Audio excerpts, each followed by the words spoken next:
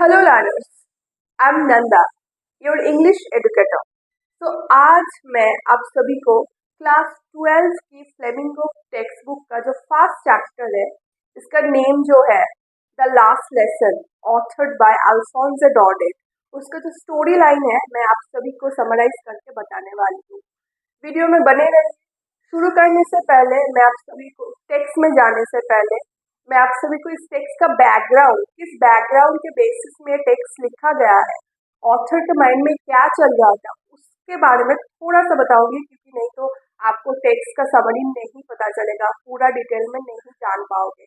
तो ठीक है, हिस्टोरिकल बैकग्राउंड जिसके ऊपर ये स्टोरी बेस्ड है, मैं थोड़ा उसके बारे में बोल देती हूँ। ठीक है, जो फ्रैंको प्रूशियन वॉर, जिसका एक हिस्टोरिकल बैकग्राउंड जिसके ऊपर एक पूरा का पूरा स्टोरी बेस्ड है, मतलब लिंक तो है। तो फ्रैंको प्रूशियन वॉर, इसका टाइम लाइन, इसका जो किस साल में ये हुआ था, 1870 टू 1871, एक साल एक युद्ध जो है वो चला था। और अल्फोंसो डॉर्डेट, जैसे कि मैंने आपको बताया, फ्रेंच राइटर है, फ्रेंच नॉवेलिस्ट है, शॉर्ट स्टोरी भी लिखते हैं, फेमस राइटर है। तो जो फ्रैंको प्रूशियन जो वॉर के बारे में, मतलब आप जब टेक्स्ट खोलोगे, टेक्स्ट बुक खोलोगे, आप टेक्स्ट शुरू होने से पहले एकदम ऊपर एक टेक्स्ट के इंट्रोडक्शन में आपको मिल जाएगा। ठीक है, सो फ्रैंको प्रूशियन वॉर एक वॉर जो हुआ था। प्रूशियन मतलब आज के ज़माने में जो जर्मन कंट्री नाम से आप जानते हो, तो पहले इसका प्रूशियन व प्रशियन जो भी बोलो नेम हुआ करता था। और इस युद्ध में, इस बैटल में कौन जीता कौन हारा, प्रूशियन जीत गए एंड फ्रांस जो है हार गए। तो हार जाने का मतलब क्या हुआ, इसका कंक्लूशन क्या हुआ, क्या क्या अफेक्ट हुआ, क्या क्या प्रभाव पड़ा फ्रांस में, उसको भी थोड़ा जानना पड़ेगा। प्रूशियन जीत जाने के लिए फ्रांस के ऊपर बहुत, मतलब रिजल्ट बहुत खतरनाक हुआ। लाइक उस फ्रांस में जो फ्रेंच लैंग्वेज था वो पूरी तरीके से बैन किया गया। क्यों? क्योंकि प्रूशियन में कौन सा लैंग्वेज चलता है? जर्मन। जर्मन को चालू होने के लिए फ्रेंच को बंद होना पड़ेगा। प्रूशियन का रूलर तब कौन था युद्ध होने के टाइम? बिस्मार्क। ठीक है, उन्होंने क्या किया, एल्जब एंड लॉरेन नाम का जो डिस्ट्रिक्ट है फ्रांस का, वो दोनों डिस्ट्रिक्ट में फ्रेंच जो लैंग्वेज है पूरी तरीके से बैन दिया कर दिया उन्होंने। तो स्कूल में जो जिसमें फ्रेंच लैंग्वेज पढ़ाया जाता था, उधर फ्रेंच टोटली पढ़ाना सब कुछ बंद हो गया। ठीक है, ये आपको जानना बहुत जरूरी है। अब आते हैं सामरी में। इसका जो नैरेटर है फ्रांस, इसका एक लेजी बॉय है, फ्रेंच बॉय है, एक छोटा सा ही लड़का है जिसको, मतलब लेजी सा है, उतना पढ़ने में उसका मन नहीं लगता। ये ज्यादातर नेचर में ज्यादा अपना टाइम खेलते कूदते अपना टाइम बिताता है। तो क्या करता है, उसको एक होमवर्क दिया था स्कूल वालों ने। इसका जो फ्रेंच टीचर है, एम हैमल करके इसका नेम जो है, तो एम हैमल ने उसको पार्टिसिपल पढ़ के आने को बोला था। बट उसने क्या किया, नहीं पढ़ा, अपना होमवर्क नहीं कंप्लीट किया। तो अगले दिन उसको स्कूल जाना था। अब तब उसको याद आया कि मैंने तो नहीं पढ़ा, तो मुझको पनिशमेंट मिलेगा, डांटेंगे बहुत, उसके मतलब वो डर गया। तो और एम हैमल बहुत स्ट्रिक्ट टाइप का टीचर है, मतलब उसका बात ना मानो तो बहुत वो गुस्सा करते हैं, पनिशमेंट देते हैं, और बहुत स्ट्रिक्ट है, और मूडी भी है, क्रैंकी भी है। टेक्स्ट को मतलब समरी में बताने वाली हूँ, और तब सबको समझ में आएगा। तो इसके बाद जो होता है, फिर जैसे कि आपको पता है कि पार्टिसिपल जो उसका होमवर्क दिया गया था उसने कंप्लीट नहीं किया, तो बहुत डरा सहमाया हुआ सा वो लड़का स्कूल जाने के लिए निकला। और धीरे धीरे स्लोली स्लोली, मतलब बर्ड वॉचिंग करते हुए, नेचर को थोड़ा एंजॉय करते हुए वो लड़का स्कूल की तरफ निकला। और रास्ते में एक टाउन हॉल करके जो जगह है, उधर इस लड़के को एक बैनर टाइप का दिखा, मतलब बैनर तो नहीं, मतलब उसमें जो कंट्री जो इंफॉर्मेटिव चीजें होता है उस बैनर में लगा हुआ होता है, ताकि आम आदमी को, आम कॉमन पीपल को उसके बारे में पता चले। जैसे कि कंट्री में युद्ध हो रहा था, तो सिचुएशन तो नॉर्मल नहीं होगा, मतलब बहुत कैओटिक होगा, मतलब सब कुछ, सब सिचुएशन नॉर्मल नहीं था, सर्कमस्टेंस नॉर्मल नहीं था।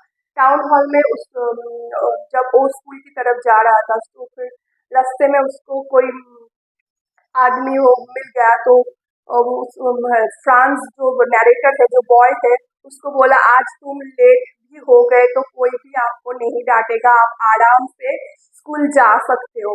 ये सुन के उस बॉय को, लड़के को बहुत अजीब लगा कि ये लड़का क्या, क्यों बोल रहे हैं, ऐसा क्यों बोल रहे हैं।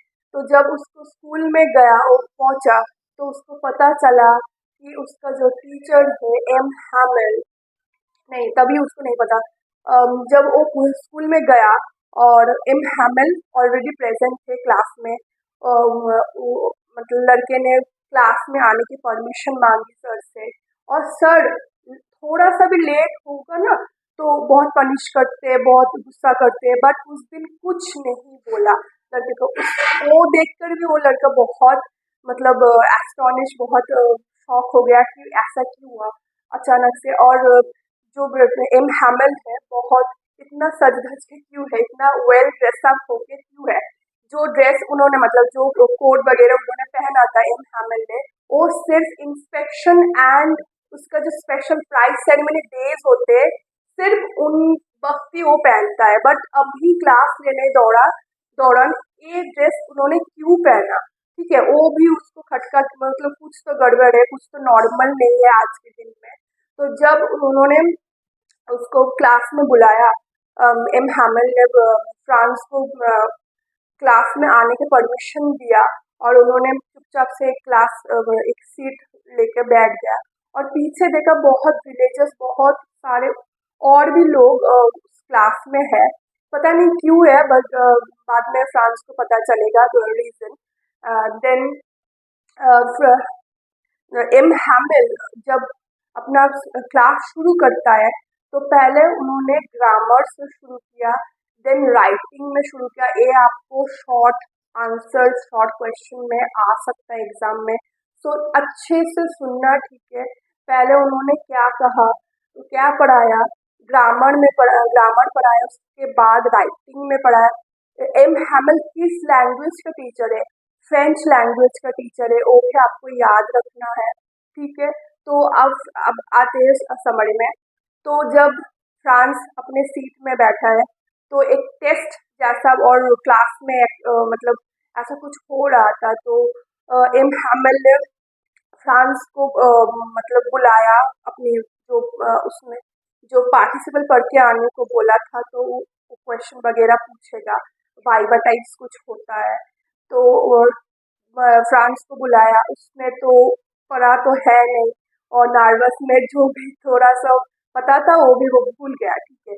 तो उसके लिए एम हैमन ने, कोई नॉर्मल दूसरे दिन होता तो डांट देता, बट उस दिन कुछ भी नहीं बोला उसने। ये देखकर और भी उसको, फ्रांस को बहुत अजीब लगा, मतलब कुछ तो आज है, वो मुझे पता करना है।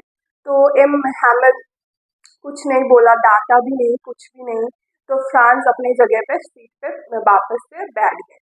थोड़ी देर बाद जब पता चला कि आज जो है एम हैमिल का लास्ट डे ऑफ टीचिंग है, last day of teaching, he is a French teacher, French सिखाता है वो, मतलब फ्रेंच उसका, फ्रांस में तो फ्रेंच मदर टंग जैसा है ना, मदर टंग है, फर्स्ट लैंग्वेज है, तो फ्रेंच सिखाता आ रहा है 40 इयर्स।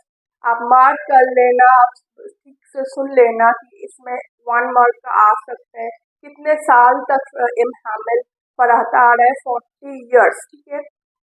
तो आज, जैसे कि मैंने वीडियो शुरू होने से पहले बताया कि एल्जाक एंड लॉरेन दोनों डिस्ट्रिक्ट में फ्रेंच जो लैंग्वेज है पूरी तरीके से बैन किया गया है, ठीक है। तो एम हैमिल फ्रेंच का टीचर है, तो उसको भी जाना पड़ेगा स्कूल से, एंड जर्मन सिखाने का कोई न्यू टीचर आएगा। So this this is the last day of teaching of M Hamel, ठीक है। तो ये तो आपको पता चल गया, क्लियर हो गया। तो बहुत नॉस्टैल्जिक है, बहुत इमोशनल हो गए एम हैमिल, क्योंकि बहुत नॉर्मल है। 40 years is not a joke. 40 years is a huge huge time, is a long period of time. इतना साल अपने लाइफ का स्कूल में सर्व, एवरी चिल्ड्रन को सर्व करते, सिखाने में, पढ़ाने में उसने अपना लाइफ दे दिया। और आज वो सारा कुछ जो मेमोरीज है उसमें फ्लैशबैक हुआ, फ्लैश हुआ। तो एम हैमर बहुत ज़्यादा इमोशनल हो गया, नॉस्टैल्जिक फील कर रहा था। तो ये बहुत नेचुरल है। एंड देन फ्रांस को भी ये धीरे धीरे पता चला कि आज इन हैमर का बहुत लास्ट डे है टीचिंग में।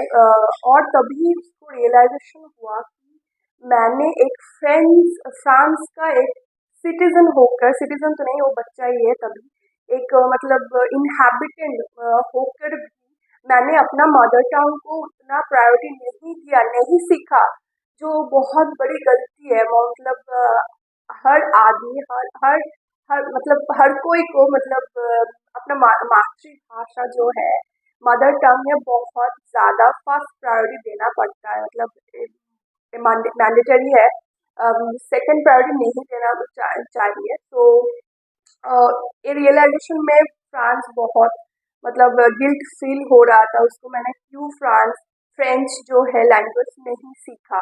और मिस्टर हैमिल भी जा रहे हैं, और फ्रांस फ्रेंच सिखाने वाला और कोई नहीं होगा। और उस दिन लास्ट डे में मिस्टर हैमिल जो भी पढ़ा रहे थे, ग्रामर, राइटिंग, सभी सब फ्रांस को बहुत अच्छा लग रहा था, और वो तुरंत समझ भी जा रहा था। ठीक है, यही होता है ना, जब चीजें हमारे पास होती है हम तब उसको वैल्यू नहीं करते जितना करना चाहिए, और जब चला जाते हैं हमारे पास से, तो तब हम उसका मतलब वैल्यू समझ में आता है। तो इधर भी एक ही मतलब यही है।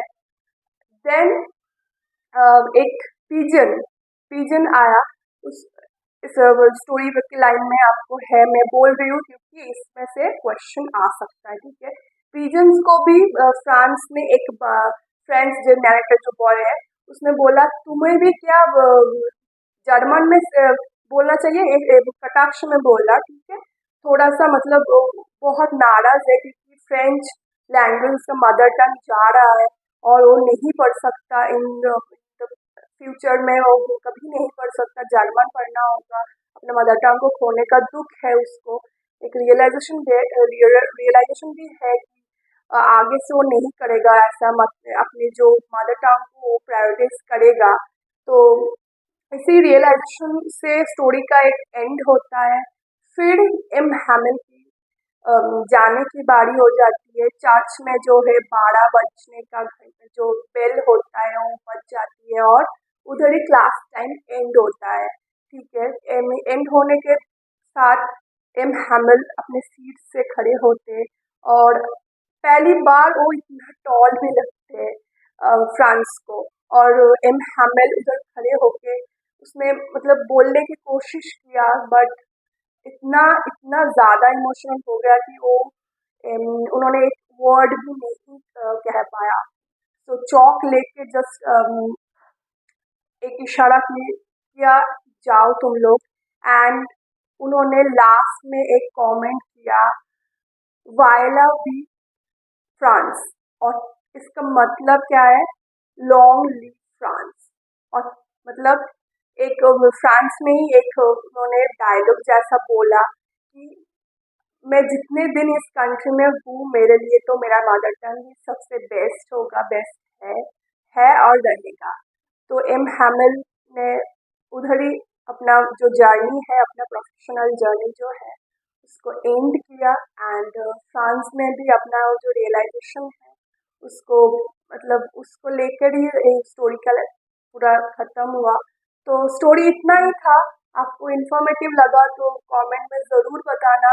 ठीक है, मैंने आपको समझाने की कोशिश किया बहुत दिल से, और कुछ भी भूल चूक हुआ तो कमेंट सेक्शन ओपन है, आप कमेंट कर सकते हैं any time anywhere. And video इतना ही तक आज के लिए। So keep learning, best of luck, and पढ़ते रहो, ठीक है। See you in the next video. Thank you so much.